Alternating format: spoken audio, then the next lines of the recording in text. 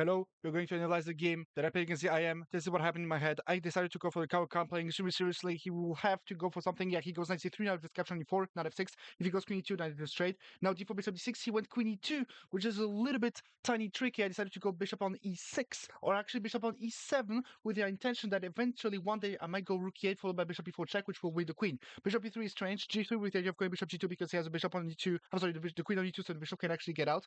Now I have to go bishop g4, just pinning the knight, natural square for the knight. Rook e8, putting myself on the same file as the queen. h3, moving my bishop back because it was getting attacked. Now I'm just going to play bishop d6. He went g4, so actually the dogs are extremely weak. I'm going bishop d6 in case he wants to go f4. Then I'm just already playing along the dog squares. Now, if he ever wants to play f4, I have to be ready with something like g5 and or f5. So I decided to play something like knight f8. Actually, g5 now, just preventing g4.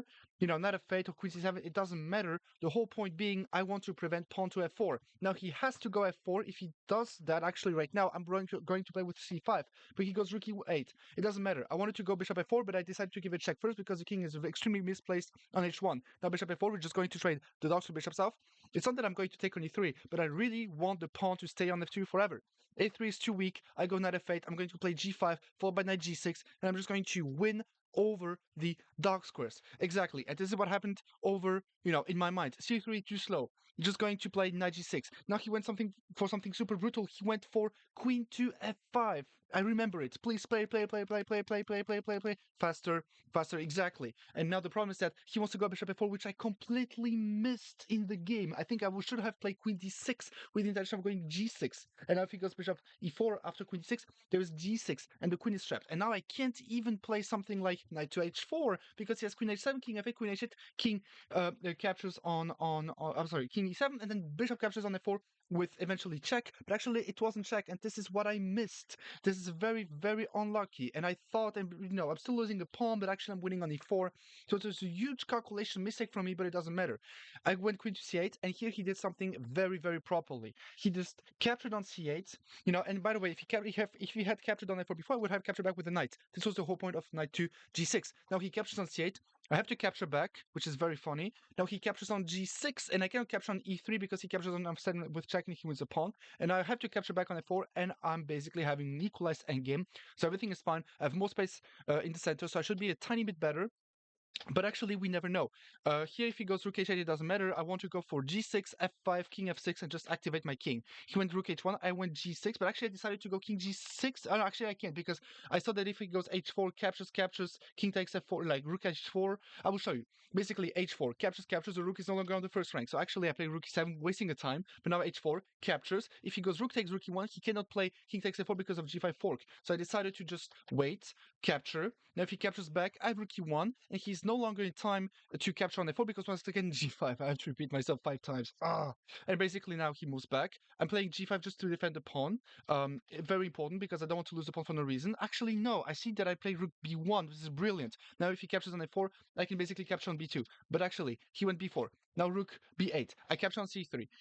I give check. If he goes on f3, then I might have rook f3 and eventually something. But he went king e4, and I'm capturing on a3. But he captures on b7, and my king is extremely weak. But actually, my king is extremely safe at the same time. So it's weak, but it's safe. Eventually, I should have played king to e6. Now that I'm thinking about it, but it doesn't matter. Now he goes rook c6, and I cannot play something like I cannot give away the pawn. If I try to hunt for the f pawn, it feels like the race is just completely winning for him. He should have played rook takes c6 because the d pawn is just way too fast. But he actually trusted me, which is not good because now I just went back, and now the material should be fine. And also I'm just not going to lose any pawn race, but it doesn't matter because in this position I don't have a lot of time, so I actually have to play a little bit faster than usual.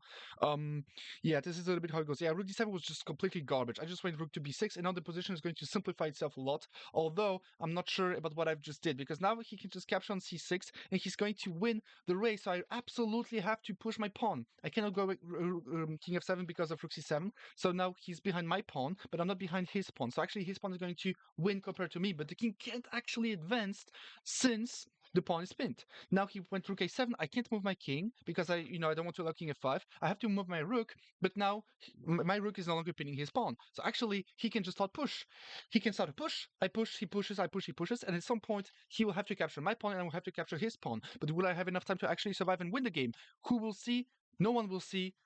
Actually, you will see it actually in 34 seconds. Okay, I went rook to d1, just preventing, d8 queen. Now if he captures on a3, just capture on d7. And should he accept the draw? I think that he should. This position it's just a draw, but he instantly rejected the draw offer. And his position should be a draw, but as you can see, I'm starting to be a little bit lower on time. I have 27 seconds. He has 29 seconds. Will I actually be in time to survive the game? Who will see? I don't know, but I'm going to see that in a second. I play rook e3, just playing the pawn, making sure that he can advance. Now I'm just taking too much time to move the king. Now rook b3, just keep pinning. I give a lot of checks. Rook b3, rook b4 check.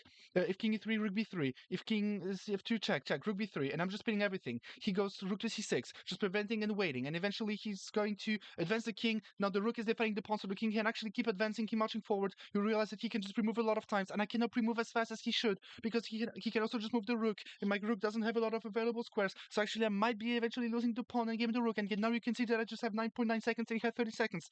I go rook a6, he goes rook c6, and now I made a mistake. I traded, which was a huge mistake because now he's just going to win the pawn end game, and in this position, I'm just going to lose. You can just see by the way that Lichess is lagging, and he's winning a lot of time. He just went from 10 seconds to 11 seconds to 12 seconds, and I kept losing on time, and I kept losing a lot of time on the clock. And here, until the very last second of the game, he was extremely accurate. Notice, by the way, he's once again winning a lot of time. What a joke! And I could have won that. And he keeps winning time. And on the end of everything, I decided that it was enough for me, and I blocked this individual.